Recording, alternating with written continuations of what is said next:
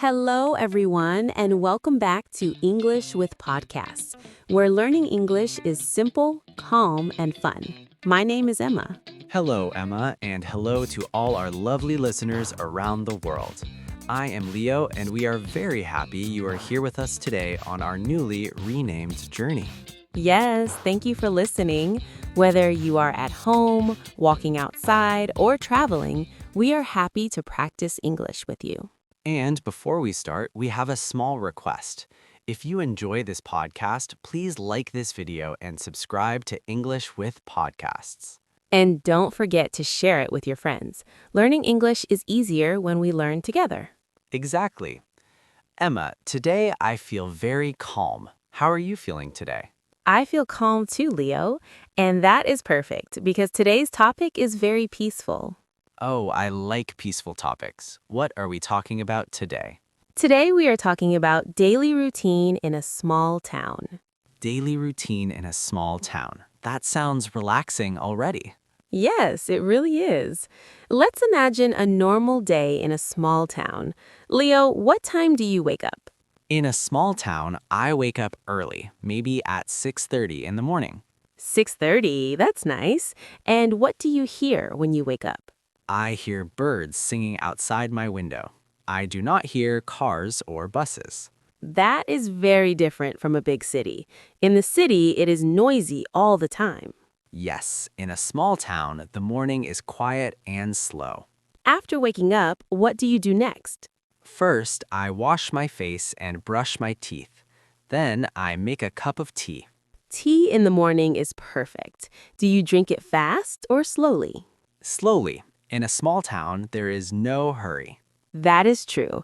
Many people sit outside in the morning. Yes, they sit on the porch. The porch is the front area of the house. People sit, drink tea or coffee, and watch the morning. That sounds very peaceful. It is. After that, people get ready for work or school. And how do they go to work in a small town? Many people walk. Some people ride a bicycle. Others drive, but only for 5 or 10 minutes. No traffic, no stress. Exactly. In big cities, people are angry in traffic. Yes, they are always in a hurry. In a small town, people smile and say hello. Saying hello is very common in small towns. Yes, you know your neighbors. You know their names. You ask, "How are you today?" And they really listen to your answer. That makes people feel happy and safe. Very true. Now, Leo, what about work in a small town? Work is simple. Some people work in small shops. Some work in offices. Some work on farms. And many people work close to home. Yes, they can go home for lunch. That is very nice. What do people eat for lunch? Simple food, maybe rice, bread, vegetables, or soup. Fresh food is very common in small towns. Yes, because many people grow food in their gardens. Gardening is part of daily life. After work, what do people do in the afternoon? Many people rest for a short time. Some people drink tea with neighbors. Some people go to local shops. Small towns have small shops, not big malls. Yes, the shop owner knows you. They say, "Hello, Emma, how is your family?" That feels very friendly. In the evening, people finish work and go home. Children play outside. Parents sit and talk. There is no loud music, no noise. Just quiet streets and fresh air. What about dinner time? Families eat dinner together. They talk about their day. They share stories and laugh. That is very important for family life. After dinner, what do people do? Some people watch TV. Some people read books. Some people take a walk. Walking in the evening is very popular in small towns. Yes, because the air is cool and clean. And the sky is beautiful. You can see the stars. In the city, we cannot see many stars. That's true. Small towns are good for relaxing. But Emma, small towns are not perfect. That's right. What is difficult in a small town? Shops close early. Yes, you cannot shop late at night. There are not many cinemas or big events.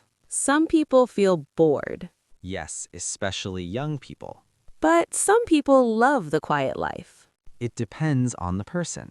Exactly. Some people like fast city life. Some people like slow, small town life. Both are okay. You know, Emma, another thing about small towns is the post office. It is often the heart of the town. That is true. In a small town, the post office is not just for mail. It's a place to meet people. Exactly. You go there to buy a stamp and you end up talking for 20 minutes. It's like a social club. People discuss the weather, the local news, and upcoming festivals. Speaking of festivals, small towns often have very unique traditions. Have you ever been to a town fair? Oh, I love fairs. There is always homemade food like jams, pickles, and pies.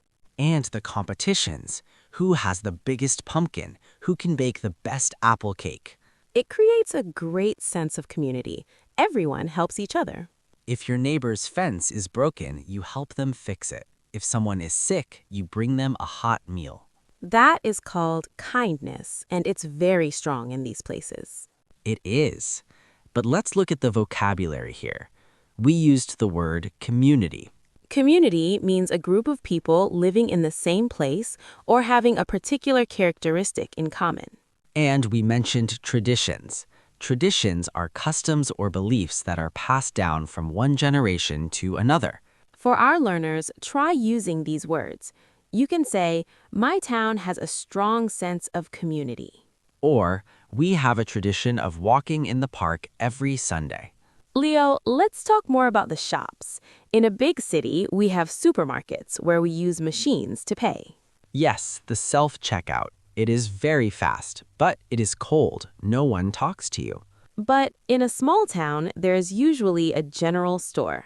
A general store sells a bit of everything: milk, newspapers, tools, and hardware.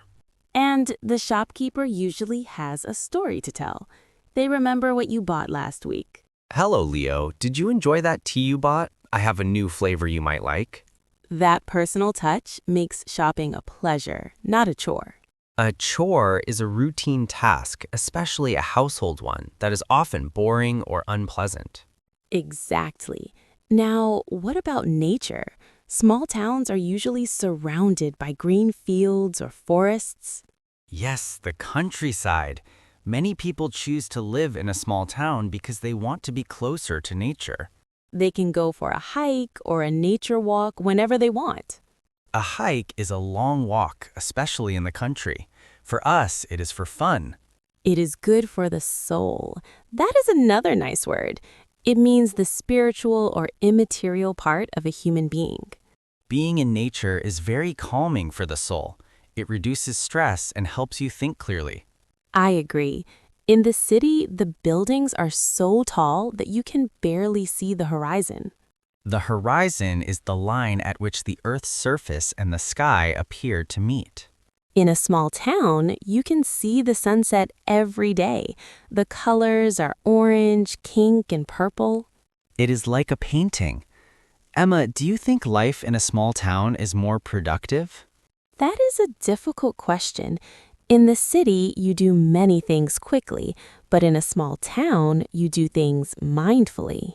Mindfully, it means in a way that shows you are thinking about what you are doing. Yes, you might only do 3 things in a day, but you enjoy them more. Instead of checking your phone every minute, you listen to the wind in the trees. Or you listen to the crickets at night. Crickets are small insects that make a loud chirping sound by rubbing their wings together. Their sound is the soundtrack of the night in the countryside. Soundtrack is usually for movies, but here we mean the background music of nature. Leo, what about the schools? In a small town, the schools are small too. Yes, everyone knows everyone in the class. The teacher knows all the parents. It feels like a big family. The children walk to school together. They don't need a big yellow bus in many small towns. They just walk through the safe streets. Safe is an important word. Safety is one of the main reasons families move to small towns. There is less crime and less danger from cars. But we should also talk about the quiet. Some people find the quiet very loud. That is a funny way to put it. The silence is deafening. It means that if you're used to the noise of the city, the total silence of a small town can feel strange at first. You might miss the sound of the sirens, the trains, and the people shouting. But after a few days, your heart starts to beat slower, you start to relax. And you realize that you don't need all that noise. Leo, do you think people in small towns are more religious or traditional? Often, yes. The local church or temple is usually a central part of the community's life. It is a place where people gather for weddings, funerals, and celebrations. It adds to that feeling of belonging. Belonging is a feeling of being happy or comfortable as part of a particular group. We all need that feeling. Whether it's a small town or a big city, we want to belong. True. Now, let's think about the seasons. In a small town, you really feel the seasons change. In the autumn, the leaves turn brown and fall on the ground. You can hear them crunch under your feet. Crunch is an onomatopoeia, a word that sounds like the action.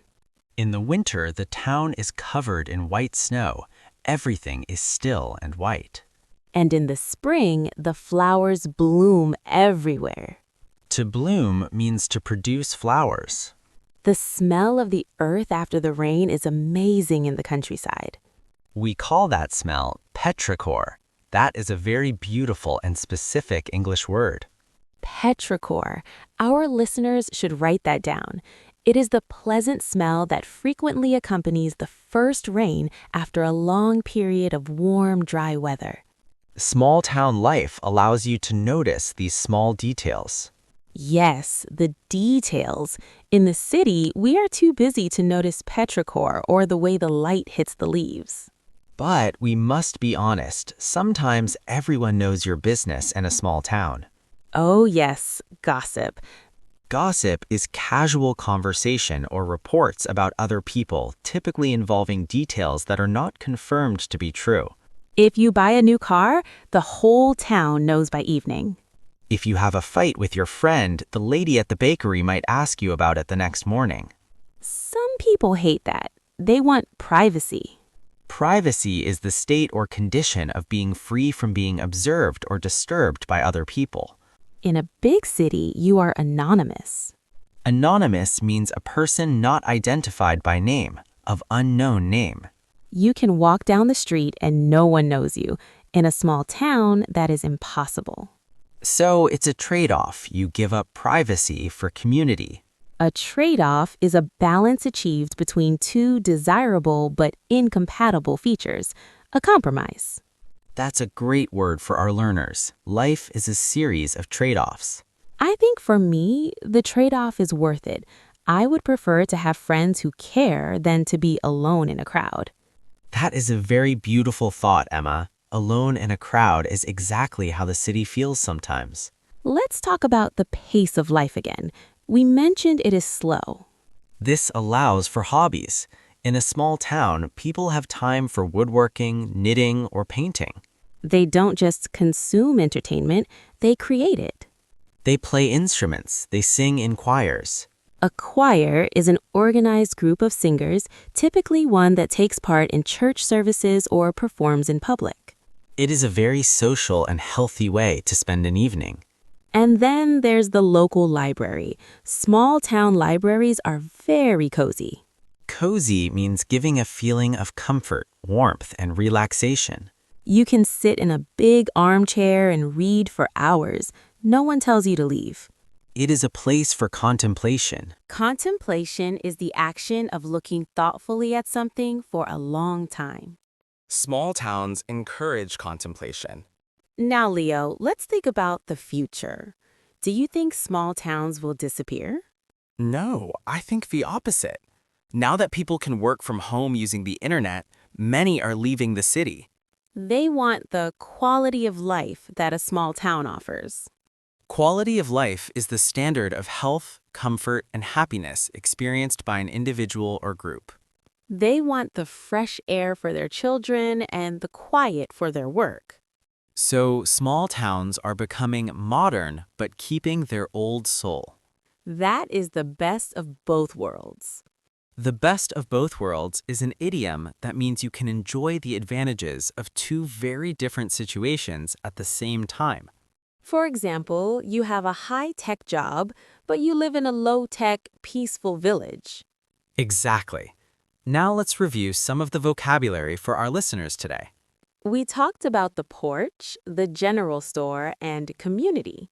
We used verbs like bloom, crunch, and contemplate. And we used adjectives like mindful, anonymous, cozy, and safe. We also learned some great idioms like trade-off and the best of both worlds.